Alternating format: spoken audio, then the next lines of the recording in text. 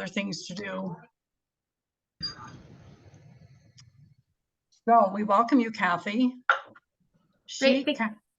Cathy is the Chief Communication and Public Policy Officer with the Colorado Coalition for the Homeless.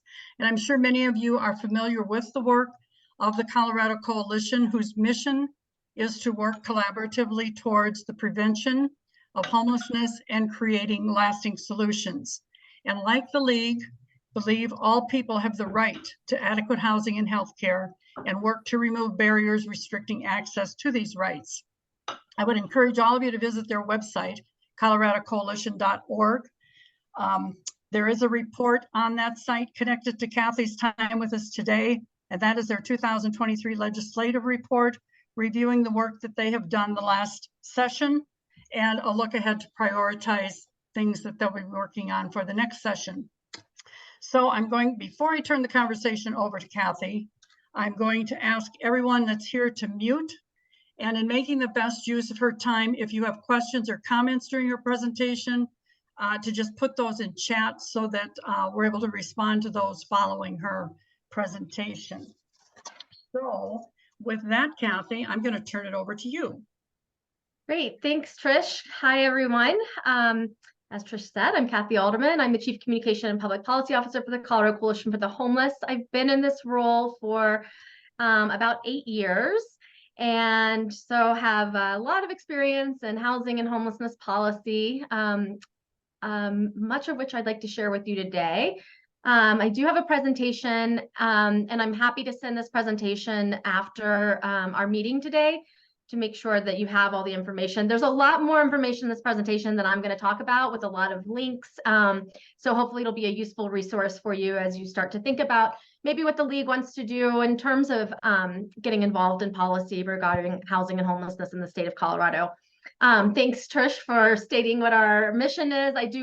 I like to let people know that we're a statewide organization, though most of the housing and healthcare that we provide is largely in the Denver metro area, though we do have a facility in southeastern Colorado known as the Fort Lyon Residential Recovery Community. But we do advocacy work statewide. So we try to engage service providers across the state, advocates, organizations that want to know more about the housing and homelessness policy environment. As I mentioned, we are a housing and healthcare provider. We also do supportive services. On the healthcare side of things, we deliver care through a federally qualified health center, or sometimes referred to as a community health center. We see over 15,000 unique individuals through our health center every single year. And then we have 23 residential housing developments. Some of those are short-term, some of them are transitional, some of them are long-term housing. But on any given night, we are housing about 4,300 households in the state of Colorado. Then we provide supportive services, and that can look very different in different areas. So we do street outreach programs, we do veterans services, we have family support services, we have a vocational program. We really try to provide all of the services that we know are necessary for people to be successful in housing, and so that they can address their healthcare issues, their mental health issues, any substance use disorders that they may have that may prohibit them from being successful in housing. Then obviously we do lots of advocacy and education work, which is why I'm here today. I just want to give you a snapshot. So there are over 500,000 people in the United States that are experiencing homelessness on any given night. Now we know that's an undercount because that is a number that is taken through the point in time. Point in time goes around the communities across the country and asks individuals experiencing homelessness where they slept the night before. So again, it is truly a point in time, and it is an undercount. Unfortunately, we know that it doesn't always count people who are unwilling to answer the survey, who are unable to be found, who might be staying in jails, hospitals, motels, doubled up. So at the Colorado Coalition for the Homeless, we have generally taken this number at the statewide level and multiplied it by about 2.5 or 3 times to get to a more accurate number for the number of people experiencing homelessness.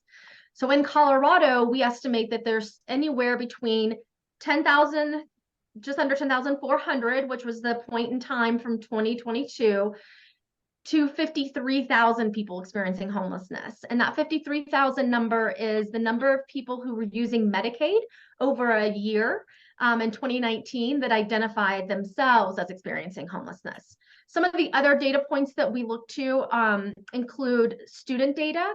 So in the 2020-2021 school year, there were over 15,000 students that were experiencing homelessness.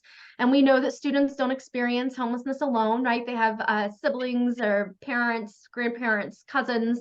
So we think, you know, that is just, again, it's another useful data point, but it's not a full count of the number. And then this 32,000 number is the number of people that were entered into the Homeless Management Information System, which is a system that service providers use across the state to identify people experiencing homelessness and the types of services that they are accessing. Now, not every service provider is using HMIS, though many more today than 10 years ago, and hopefully in the coming years, as we see some additional funding sources requiring HMIS use, we'll start to get better data around these numbers.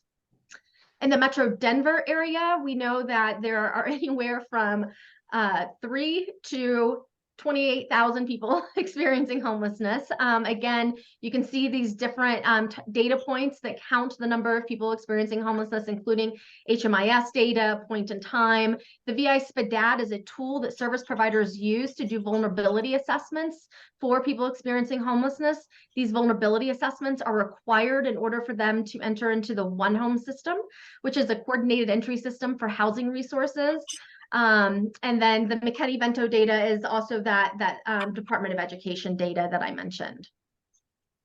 We can't talk about homelessness without talking about the disparities that are prevalent for communities of color. We know that while you know, Black and Native communities are underrepresented in the general population, they are largely overrepresented in the population of people experiencing homelessness. And this is important because we know that there have been historical systemic policies, largely based in racism, that have excluded these populations from being able to access housing. And so when we think about policy and we think about advocacy, we have to be really intentional about not allowing the policies of the past to dictate how we move forward, because if we don't make sure that we're accommodating these disparities and alleviating these disparities, then they will continue.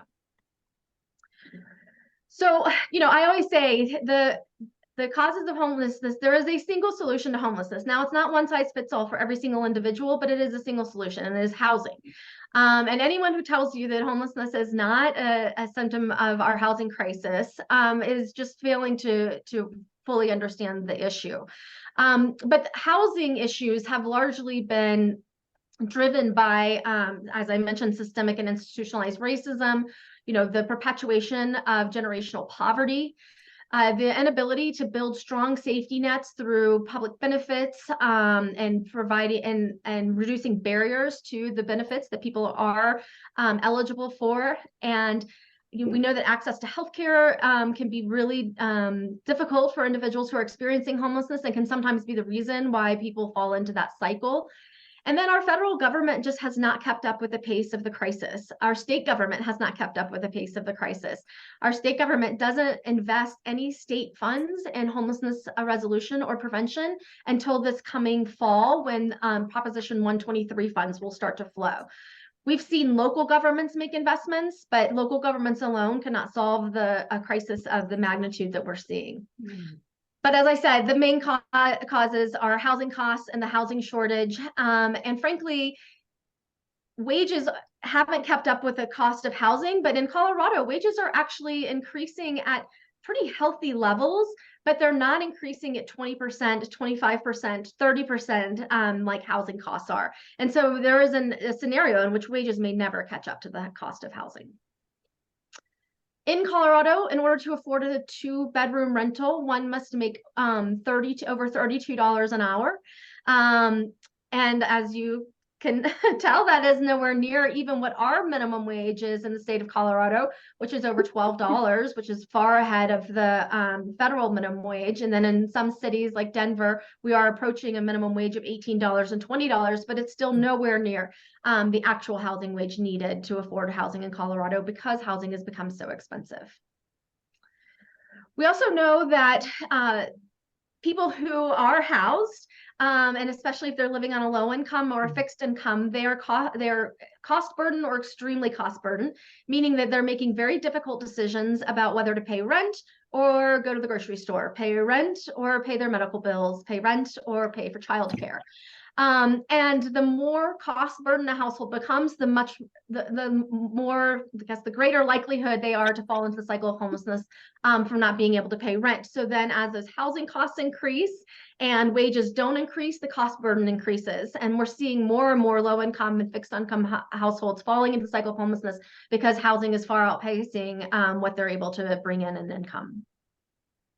We also know that there's this phenomena where people who are low income or on a fixed income are forced to rent up, meaning that they're spending more money on rent than the 30% level that we think is, or not just we think, that HUD thinks, and that has been the standard for what people should pay on housing costs on a monthly basis. And then what we also seeing is that people who could afford more on rent, obviously rent down. Who wouldn't? Everybody wants to spend less money, but they're occupying the very limited amount of affordable housing that would be available to low-income households. And so as more households are renting down, we see that fewer households that really need that lower income housing are unable to get it. And so it's not just affordability, it's availability of affordable housing. So in Colorado, we know that for the lowest income households, there are only 26 affordable units available for every 100 needed. As you can see, that does change as incomes increase. And while there might be a housing crisis across the income spectrum, it is felt most significantly at those lower income levels. In fact, for people that are making 100% of area median income, there's actually there's more housing than those households needs, but only by 2 units. And so I wouldn't say that the problem has been solved there.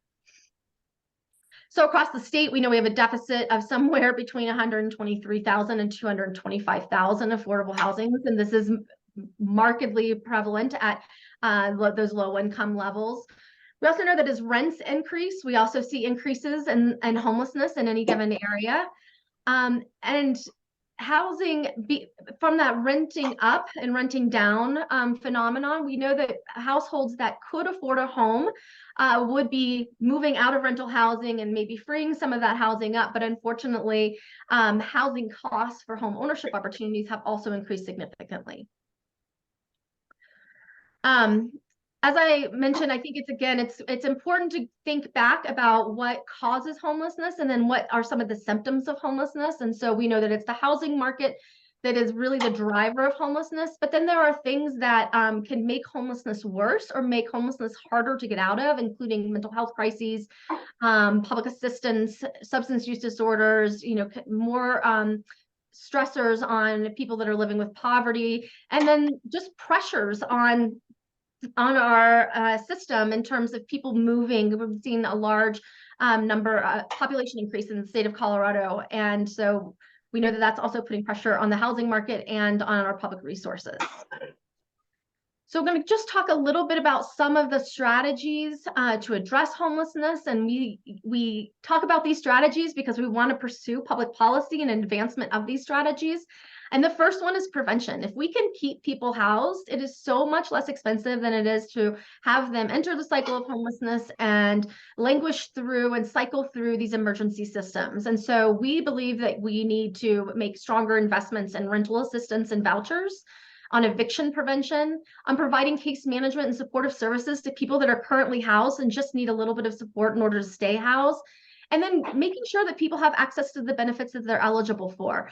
Oftentimes, because the benefits aren't necessarily as robust or as healthy as a household may need, they may not apply for them. But those are dollars that are, really should be used by that household for food purposes and housing purposes. We need to create more rehousing opportunities. And what I mean by this is that when someone does lose their home, we need an opportunity to rehouse them quickly so that they don't start using emergency services like shelter, emergency rooms, motels. We need programs in place that will get them back into housing more quickly. And one of those strategies could be master leasing of motels so that people who lose their home have a stable place to be while they look for their next housing option. And then there are the strategies that we use to address the homelessness that we see on the streets today. And those largely include emergency services like street outreach, providing shelter, doing cold weather shelter opportunities. In Denver, we've seen the use of safe outdoor spaces. Some people refer to these as sanctioned encampments. Programs that help people who are exiting the criminal legal system get housing before they start having to use shelter and emergency services. Obviously, food banks and hotel vouchers are emergency ways to provide immediate assistance to households that are, in crisis. But the long-term stability measures, again, that we really need to advance more public policy on include housing with supportive services, access to health care, and that's the full range of healthcare, including primary behavioral health, mental health, substance use treatment, providing full case management even to households that are currently housed so they don't lose their housing, and making sure that we're strengthening our public housing and the benefits to public housing. We know, you've heard me say now supportive services a few times. We know that supportive housing works. In Denver, we had a 5-year pilot program called the Denver Social Impact Bond, which housed 250 and then by the end 325 chronically homeless individuals who had frequent interactions with the criminal legal system. And by providing them with housing and supportive services, we were not only able to achieve housing stability for the individuals, but we were able to reduce the cost on the city of these individuals having to use those emergency systems, including the criminal legal system, including shelters, emergency rooms, detox facilities. And so the message here is that we know that the strategy works for people experiencing homelessness. And 2, we could be spending our public taxpayer dollars much better by housing people with these services rather than letting them languish in these emergency systems and these systems that simply weren't meant to serve people experiencing homelessness. As I mentioned, so much of the cost savings that were offset by providing housing was almost half of what it would cost to house somebody versus leaving them in these emergency public services. So in 2023, and I know it's September, so now we're starting to think about the 2020-24 legislative session, and I will talk a little bit about what we're thinking about, but wanted to go through just a little bit of what we saw in 2023 and what our priorities were. I'm sorry I couldn't join you in May. As Trish mentioned to some of you, I was invited to the mayoral inauguration, and I felt like that was not an invitation I could not reject. So here I am in the fall, getting you ready for the next legislative session by thinking about what happened in the prior legislative session. Obviously, our top priorities are affordable housing, and I'll make that distinction here in a minute for you. Protecting people that are currently housed, making sure that people have access to the public benefits that they are eligible for, protecting public health and safety, implementing harm reduction strategies and addressing substance use disorder issues, and also looking at the criminal legal system to make sure that we're not, there's such a strong correlation between releasing people from the criminal legal system and the unhoused population, and we really need systems in place that better address that. As I mentioned before, the state of Colorado doesn't currently invest state dollars in the prevention and resolution of homelessness until this year, now with Proposition 123. But we have seen some new funding sources. Prior to 2019, the state of Colorado was investing $9 million a year in housing, which I would argue it was certainly not enough. In 2019, we did secure 2 funding sources for affordable housing, the vendor fee, which brings in now about $40 million a year, and the unclaimed property for affordable housing. That funding has not yet been made available. It will only be made available in a non-TABOR refund year. And so when it is available, if we have 3 consecutive years of non-TABOR refund years, we will see $30 million in each one of those years. So it's a time-limited funding source that's kind of waiting in the wings. Obviously, this past fall, we passed Proposition 123, which does provide around $300 million for housing and homelessness prevention. You can see the breakdown here on that slide.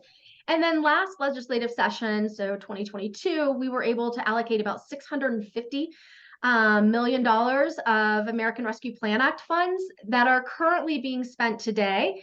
And these funds will be spent fully by 2026. So we'll see some good investments, I think, in housing and affordable housing across the state, but it is time limited, and it's certainly not going to get us through this housing crisis that we're in. We also saw investments in homelessness through ARPA funds. Again, these dollars are being spent today and will be spent by 2026. And so I think we have to keep our eye on 2026 to make sure that we don't have a huge cliff effect from the spending of these dollars and the failure to backfill once those dollars are spent.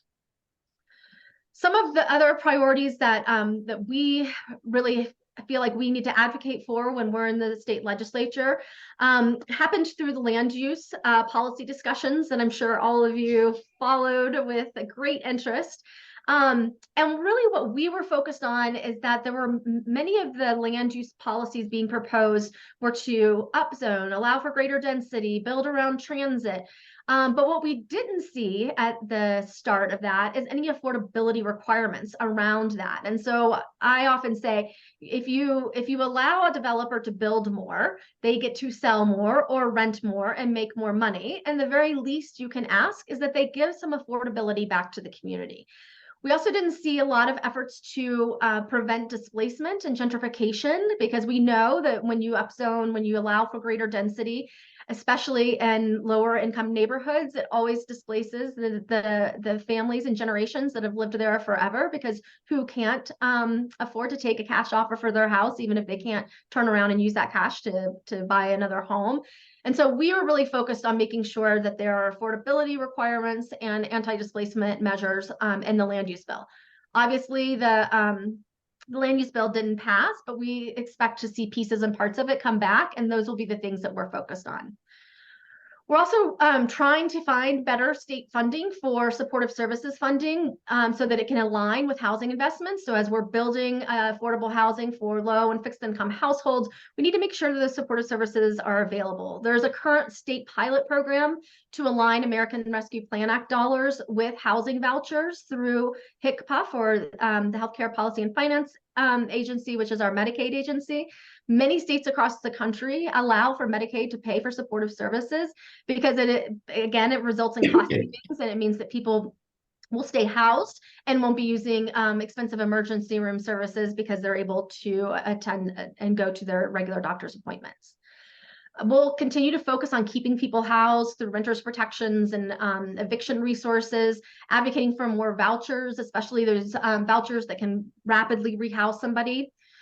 And we need to really focus on protecting the existing affordable housing that we have. So because there's been such a development boom in Colorado, we're seeing a loss of naturally occurring affordable housing. So developers are coming in and buying older housing stock that would be affordable, turning it into market rate and luxury units, making it unaffordable for the folks that currently live there. And then we just need a better way to track how we're using resources and whether or not we're really spending these limited dollars on the greatest housing needs. These are just some stats about our engagement and activity during the last legislative session. Legislative session. So you can see that we tracked about 146 of the 600 bills, largely in all of those areas of housing and economic benefits and criminal legal reform and substance use. We engaged on about 45. 90% of our bills had the desired outcome. In some instances, that was passage. In some instances, that was amendments. And in some instances, that was failure. We do engage the community to reach out to elected officials about the issues that we care about. And I'll show you how you can get involved if you're interested. This was a footnote to the earlier presentation on our legislative priorities. So as we're in this affordable housing crisis in the state of Colorado, the pressure is really being felt across all incomes. And so you'll hear a lot of elected officials say, we're having an affordable housing crisis. But what they really mean is that people in their community who might be middle to high income are having a difficult time finding homes that they can afford, whether that's for rent or for sale. And that is important. And then also we have an affordable, capital A, housing crisis, meaning that we don't have enough housing that is rent restricted or income restricted to those households that have the greatest need. And so we would argue that public resources, which are very limited, should be very strategically targeted to those households with the greatest need. And that there are current affordable housing developments and housing in the state of Colorado that currently are income restricted, and any efforts to regulate for the affordable housing crisis need not negatively impact the very limited amount of affordable housing stock that we have. We released a report in April during the land use conversation about the affordable housing crisis, and really making the case for targeting these very limited public dollars to those households with the greatest need, who are living on the lowest income, fixed incomes, or trying to exit the cycle of homelessness. If we don't make investments in that area, then the problem will only continue to grow.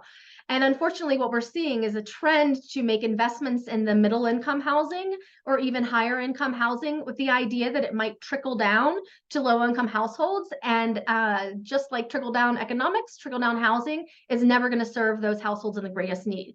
And so this is our case for that. And I welcome any of you to take a look at it, use it as you see fit.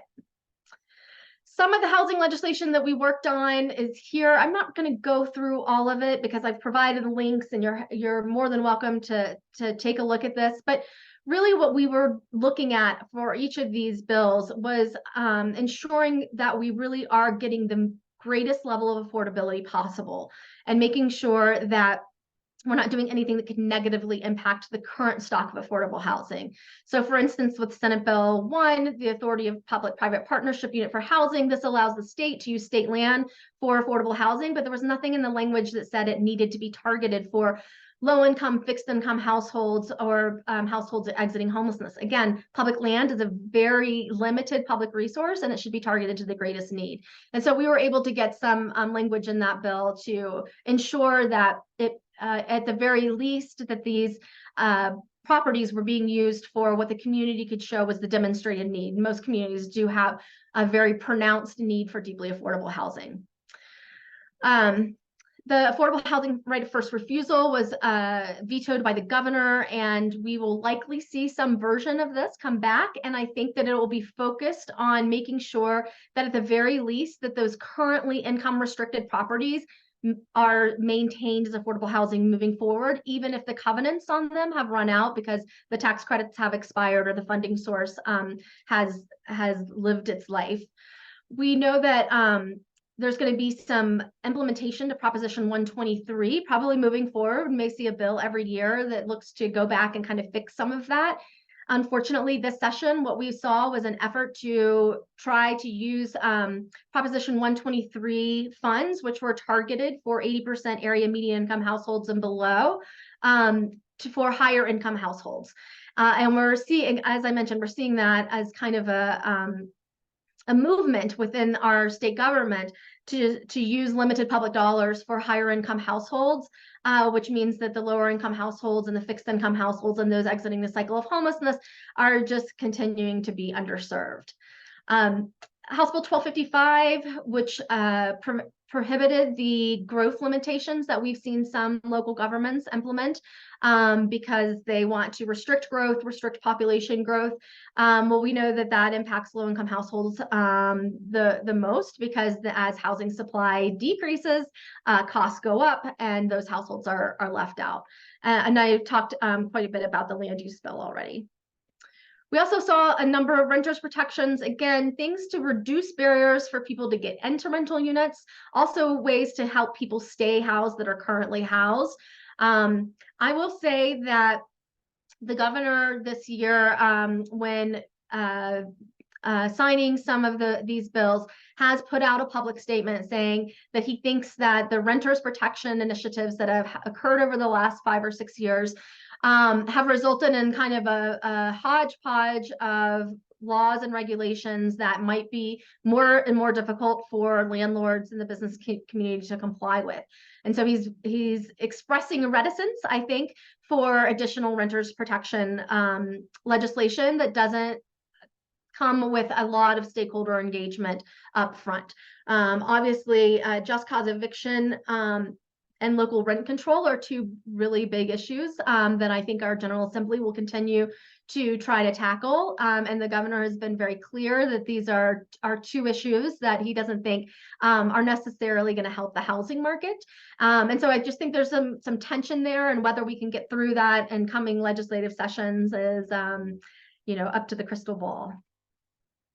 Some of the other bills that we worked on was, again, reducing those barriers for people to access public benefits, including not including medical debt on credit reports, trying to provide continuous eligibility for Medicaid coverage for folks that are falling off because the public health emergency has expired, ensuring that that there's an incentive to report overdose events and not punishment for reporting those events, so that we can try to save people's lives.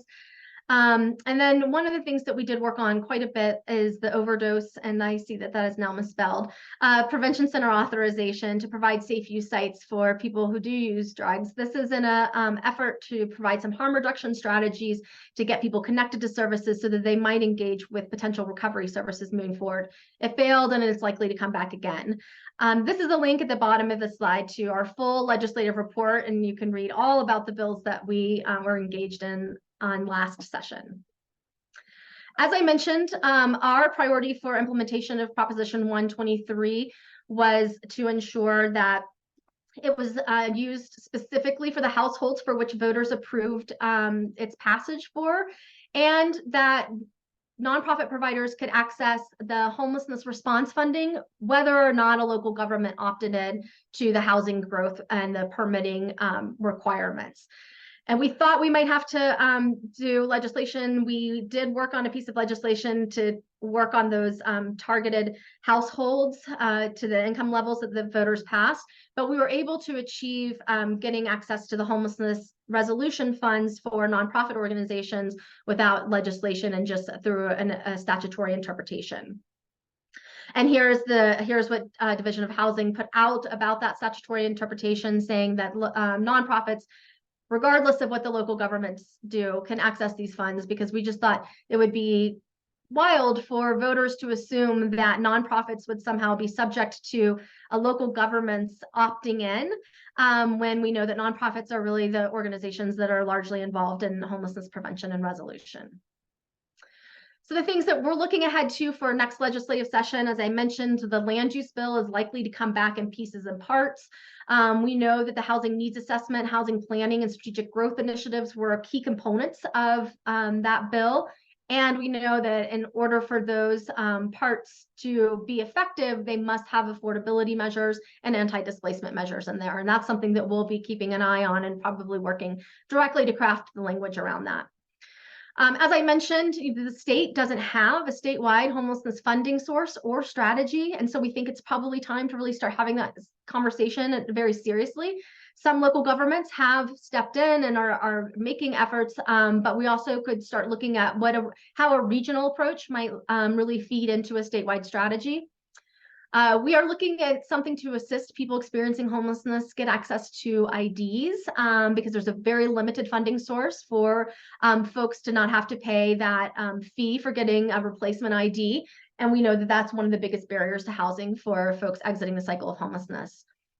We're still talking about whether we should look at a legislative oversight committee and task force on housing and homelessness. We're also looking at additional ways to address substance use disorders, provide better treatment and care for folks. And then, as I said, this renters issue, whether we're going to be able to provide additional protections for renters, is really kind of up in the air because of the governor's statements. And I think advocates in that space are really thinking about strategically what makes the most sense in the next couple of legislative sessions. So how you can stay engaged with us is if you're a social media user. All of our handles on all the sites are at Co-Coalition. We have an advocacy committee and an external advocacy network, and you can join that through our website. We have email lists where you can get action alerts from us and also news updates. I've provided some links to our legislative report, and certainly if you ever have any ideas or thoughts, or you would like to partner with us on anything, you can reach out to me directly. Here's my contact information, and I'd be happy to answer questions if folks have them. I'm going to stop sharing my screen. So Cathy, are you able to see the chat? Because I've noticed people have been bouncing things in there during your presentation. So if you want to just glance over those. Sure. I'll just start from the top, our biggest challenge. You know, I will say that my biggest concern right now is the use of limited public dollars for middle income. Some people refer to it as workforce housing, because I think that we have a huge housing crisis for low income, fixed income households and people exiting the cycle of homelessness. And housing will not trickle down. And if you read that report, we reviewed the data, and in very, very few instances does housing actually trickle down. And so I'm very concerned that that the state will ignore the huge needs of low and fixed income households in order to house what even you hear people talk about as nurses, firefighters, and teachers. And I'm not, this is not to say that we don't need to build housing for those households as well, but we need to use public resources for the greatest need. And I think some of the biggest success is probably, well, I will say 8 years ago when I started this work, nobody was talking about housing and homelessness. And now it is, you know, because it is impacting so many people across so many income spectrums, that we are seeing much more robust debates and solutions being proposed in this space. I'd really like to see us move more on the homelessness, obviously, issue, and provide more resources there as a state to encourage local governments to engage as well.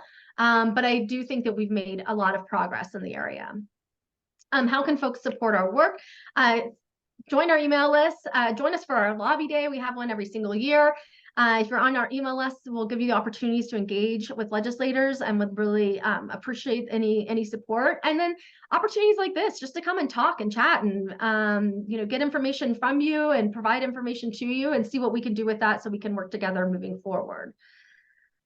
I think the racial disparities question, that's also really an issue related to how we use public funds. Like, we have to make really intentional investments to correct the racist policies of the past, and that's not going to come from the private sector.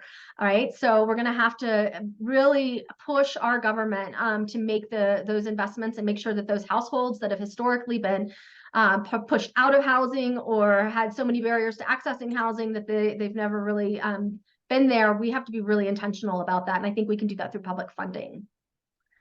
The housing vouchers, there's nothing in the pipeline in Colorado right now, but it is certainly something that we are looking at, because housing vouchers are a critical resource, especially for low-income families.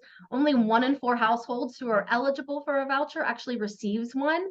Most vouchers are federally funded, though Colorado does have some state-funded vouchers, and there are even some at the local level in the Denver area.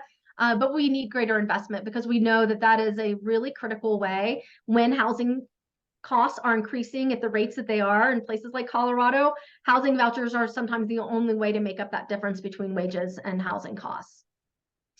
Second homes, definitely something that we're looking at in terms of a potential funding source for affordable housing and homelessness resolution. If we could do a second home tax or a some kind of fee on the vacancy of second homes. Obviously, all of you know very well that Tabor puts a lot of restrictions on how we can bring revenue into the state. So looking at creative ways like this, even if it did have to be passed by voters, is one way to try to increase state revenue. The criminal justice system does not do the best job preparing people from exiting the system. And that's why we see so many people exiting the criminal legal system and falling into the cycle of homelessness. And once you're in that cycle with a criminal record, it can be even more difficult to find housing. And so one of the things that we're trying to work through is how to have better reentry programs to get those resources into people's hands before they leave the criminal legal system, and not after they have left and are desperately seeking housing, because we know that jail to homelessness cycle just perpetuates over and over when those things aren't aligned. The ARPA housing grants, yes. So this is the concerning trend, is that we did see an effort to raise the area median income levels for how the ARPA funds can be spent. This was largely driven by rural resort areas because they do have a set of unique housing needs, but I think it's very troubling that we're using public resources the federal government actually told us we couldn't use for these income levels, that we had to use at 80% area median income and below. And yet our state has increased the use of ARPA funds for higher income households. And I think that's troubling, and I think it's going to make the housing crisis worse, especially for low income households, fixed income households, and people exiting the cycle of homelessness. On the preservation questions, so we are starting to see at least an acknowledgement that we need to protect our naturally occurring affordable housing, doing that through the state affordable housing tax credit and the low income housing tax credit. But yes, the right of first refusal could have gone a long way in doing that. Unfortunately, I think it was just a little too broad, because it would have been applicable to the sale of any multifamily housing development, whether it was affordable or not. And so I think this year we'll see a more tailored focus on really protecting the currently affordable housing that has either been income or rent restricted because of the funding sources like the low income housing tax credit. The local what can you do at your local level? I'm just going to really encourage folks to, if you have a chance to read that report. We have a 3-page summary, so if you don't want to read the full report, you can just look at that 3-page summary and really start having these conversations in your communities about the needs of low income, fixed income households and people exiting the cycle of homelessness, and how those needs are growing like at such an exponential rate. As the housing market gets more and more unaffordable to everyone, and that we have that their private market intervention will solve for middle income and high income households, and it will never solve for those households. And as it doesn't solve for those households, we see more people entering the cycle of homelessness. We see more pressure on our emergency systems, and ultimately that is going to cost us more, not just morally and from a values perspective, but from a taxpayer perspective in the long run. Yes, we are engaged in talking about what the housing needs assessment process will look like and how it needs to ensure affordability requirements and anti-displacement measures. We are involved with DRCOG and so far as like we are at many coalition tables with them, but we haven't had specific conversations about the housing needs assessment process yet. And how do I respond to the housing first doesn't work? Well, as an organization that has been doing housing first work for almost 40 years, we can absolutely say it is the best practice for people exiting the cycle of homelessness. That's not to say it's housing only. And for those of you not familiar with housing first, that means that for people experiencing homelessness, you provide them with housing and stability. And then once they're housed, they are much more likely to be able to address and correct the issues that led to their homelessness. It's not a you must be employed before you deserve housing, or you must be sober before you deserve housing. And what we're seeing in the public narrative right now is an effort to say that people experiencing homelessness should go through a treatment first model before they deserve housing.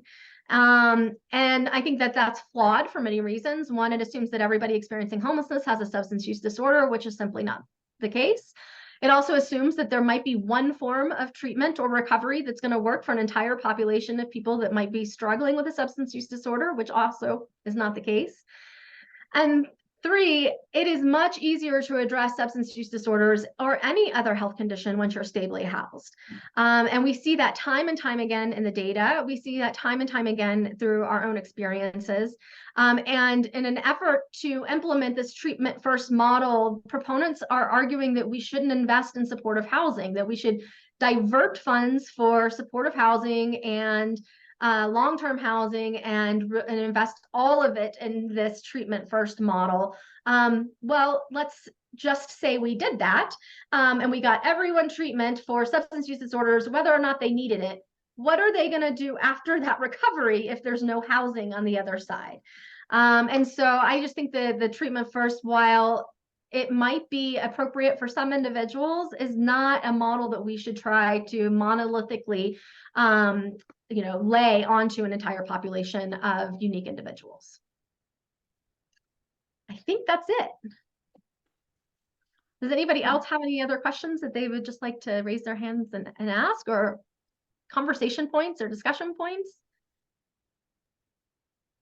Wow, Cathy, is my audio good? I have a new camera and mic. Yes, Jeff, I can hear you. Okay.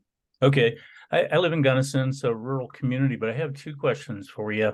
I'm a retired physician, established 2 homeless clinics in Columbus, Ohio, and have a pretty good history of getting to know on a long-term basis homeless folks. And many folks had a hard time transitioning out of the assisted care, whether it be a shelter or housing. Like you're saying, if there's no available housing, where do they go? But there are you or other similar organizations working to create that transition to independence? Yeah, it's a great question, Jeff. Thanks for asking, and thanks for your work in this space. So there's a couple things I think. We know that there are a lot of people, unfortunately, experiencing homelessness who need much higher levels of medical care than supportive housing can provide. There are individuals who cannot accomplish their activities of daily life. We refer to those as ADLs. Because they're living with a disability or because they're living with a mental health issue that it prevents them from being able to accomplish those things. Those people do not belong in shelters. And oftentimes that's where they end up, and shelter providers are not equipped to help them. So we do need investments in more assisted care, truly assisted care facilities, and then also more investments in recuperative care, which is something that we, the Colorado Coalition for the Homeless, does provide. We just recently opened a 75-bed recuperative care facility, and that's for people that are being discharged from the hospital and have recovery needs that they can't address while living on the streets or in shelters. But just by providing them with a place to stay for 30 days, 45 days, 90 days, they can recover from that healthcare condition, and then they can move on to housing. And in some instances, those individuals will need a higher level of supportive services as they move into housing to stay stable. And then in some instances, once someone has recovered from that injury or that the cancer treatment or the respiratory illness, they can live independently. We still provide supportive services as long as they're living with us because it's on site, and we think that that's the best model. But certainly if the individuals choose to move somewhere else that is not connected with us, they could very well go on to full independent living. Can I ask a second question? Sure. In small mountain towns, you discussed availability of housing, and obviously there's many short-term rentals that have taken up what used to be the available housing. I lived many years ago in Gunnison, and the alleys of Gunnison were just a great place because you could find a little tiny 2-room shelter to get you through college, and but those are all gone. Are there any economic incentives that are discussed on a state level to tamp down the use of short-term rentals and enable landlords to have, for instance, a tax credit that would try to drive them towards going back to long-term rental rather than the benefits of short-term rental? Yeah, that's a great question, and has certainly been a hot topic at the General Assembly for years, and certainly during the conversations around how to use ARPA funds, because I think a lot of the rural resort mountain communities and rural communities were trying to figure out ways to, to stop the conversion of naturally occurring affordable housing into short-term rentals. And obviously, we've seen a lot of mountain towns have put restrictions on short-term rentals. In Denver, we have a short-term rental registry, and so limited number of licenses available. So I'm not aware of a tax credit proposal, but I think that it could certainly be part of the discussion because I know that short-term rentals are a huge part of the long-term housing thought process. As I mentioned earlier, we've also been talking kind of at a broad policy level about what a potential vacancy tax could be, not just on second homes, but on homes that are left vacant for long periods of time, rental homes that are left vacant for long periods of time because the property manager, owner, or landlord doesn't want to reduce the rent and make that available to a lower income household. And so there's lots of strategies, I think, about how do we most effectively use the current housing stock that we have, but we haven't implemented a ton of policy yet. Thanks for your presentation. Sure. So I see Cathy Smith has her hand up. Yeah, thank you. Great presentation, Cathy. Thank you so much. So the state league has, I think it's 19 individual or local leagues throughout the state. And a lot of the housing and homelessness talking points for policy are more sort of Denver metro centric. And I'm wondering if anyone is working on a more statewide policy set of talking points. Thanks for the question, Cathy, and nice to see you again. So I can't say that we're working on, messaging per se, but we're certainly starting to think more about how we carve out resources for the unique needs of rural areas and as it relates to housing and homelessness.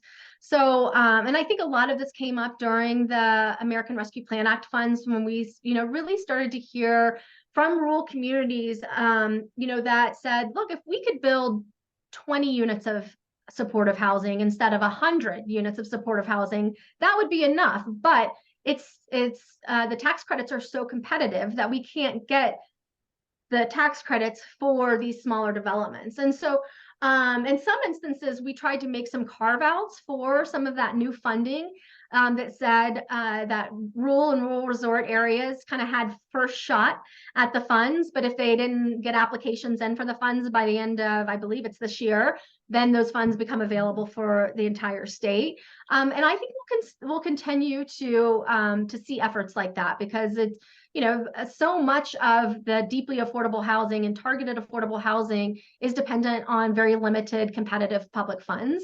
And so we need to make sure that that is, making a difference in communities in different ways. But from a messaging perspective, I will say that I'd be more than happy to engage in conversations with folks about anything that feels like, needs to be tailored or needs to be, I guess, more specific to the local issues that folks are seeing on the ground.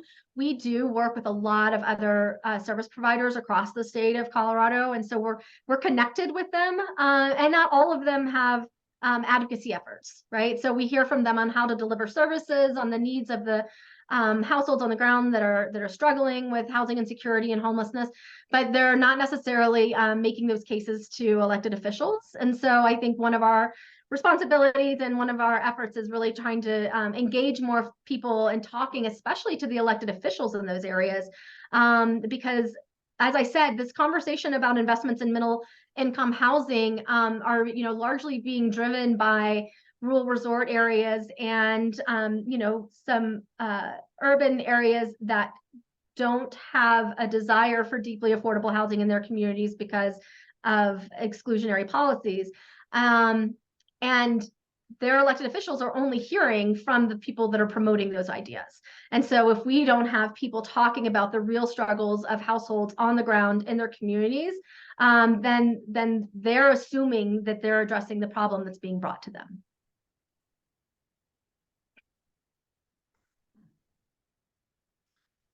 Okay, any other questions for Cathy? And seeing none, Cathy, a great presentation. Thank you so much for the time. Sure, thank you all for staying with me. And Trish, I will send the presentation to you and you can get it out to all of your members here. All right, very good. Thank you again. See everybody. Thank you.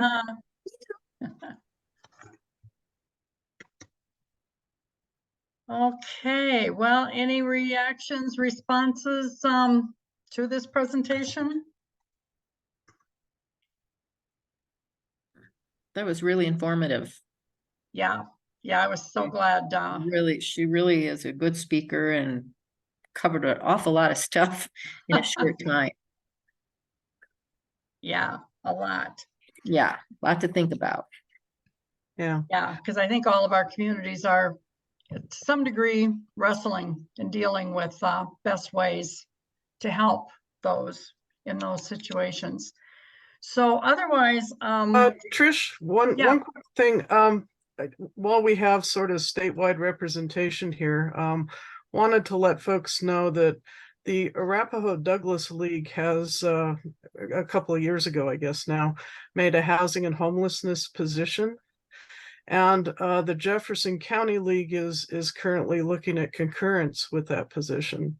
Ah, And truthfully, I don't have the bandwidth to do this, but if anybody's feeling passionate about this, I think it would be great to try to push a statewide concurrence, or at least a few more leagues around the state concurrence with the position. I think it will give us a lot more standing to influence some of these policies that are being considered over the next couple of years. So just wanted to throw that out there. And I don't know whether we're able to get stuff on our task force page yet or not, but it might be great to have the Arapahoe Douglas position loaded up there just so people can see what it looks like. yeah, that's a great idea. It's a great idea. Yeah, could you send that to me, Cathy? And then just an update, we just had a message from Katina this morning down at the state office that she now has developed new logos for all of the task force web pages. And those, along with the headers, will be going up as soon as we give her the go ahead. And then they're very willing to help us get our web page updated. So that is something that is at the top of the list, Cathy. So thanks for bringing that up again, because I agree that that would be a great thing to have happen. And I'm wondering if Andrea maybe could also help us as we take a look at that action across the local league. So we'll make note of that. Yeah, that's a great point, Trish. Please include me in any of that communication for things that we want to get posted or communicate out in some way, and I can coordinate with Katina or Jane or whoever is the appropriate person under the circumstance to try and follow up and keep that moving. Great, thanks so much, Andrea. Yeah, boy, from what I've seen from both Jane and Katina, you've got two powerful people down there in the office that are going to move some things forward with the help of the other members of the team. So that's great. Thank you. So the webpage, Cathy led us into that. That is being updated, and we'll keep you posted on that. Just keep going to it and looking at it to see what may be new. And I would also encourage, if you haven't gone to the Colorado Coalition webpage, those reports and a lot of that information that Cathy shared with us today is on there. It's a really good website. So the next thing on my agenda for us to talk a little bit about, if you don't want to throw ideas out today, if you could send them my way or Andrea's way in the next week or so, I'd like to get our meeting scheduled for October and November. And just kind of go back to something we tried to do last spring and we didn't get it pulled off for a number of reasons. But one was to have legislators invited to have a conversation about, at that time we were thinking about the wrap up of 23 session, but I think we could talk to them about maybe bills they see coming in their area and in the area of housing for the next session. So that's one idea. The other idea that I think has been tossed out in previous meetings is that we get an update on the Prop 123 bill. I know that the deadline for communities to make application is November 1. And I think we saw an update where there's 50 or 60 communities have been approved, but I just throw those out there as possibilities. Does anyone else have anything that they'd like to add to that conversation so we have a little direction going forward for October and November? I'd vote for Prop 123 next month because really it's concerning how few communities there are that have opted in. So I think it would be great before the November 1st deadline so there can be some local advocacy. Okay, great point. So Cathy, who would we go to DOLA for the best resource for that person? Probably should start there. Okay. I can make some suggestions of folks.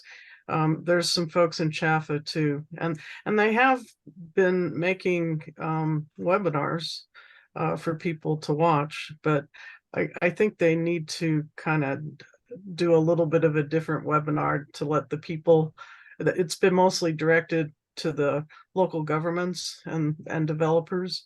And I think they need a local people advocacy to ask your municipality to opt in type thing. Okay. So if we can kind of get a twist on that, for our October meeting, I think that'd be great. Okay, all right. All right, so we'll work on that for October. So if you have any other ideas, please do send them our way, because we want to do what we can to keep the housing front and center across the state.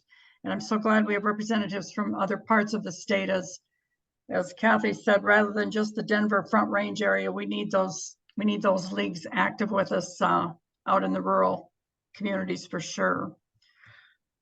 All right, does anyone else have anything else to bring forward on housing?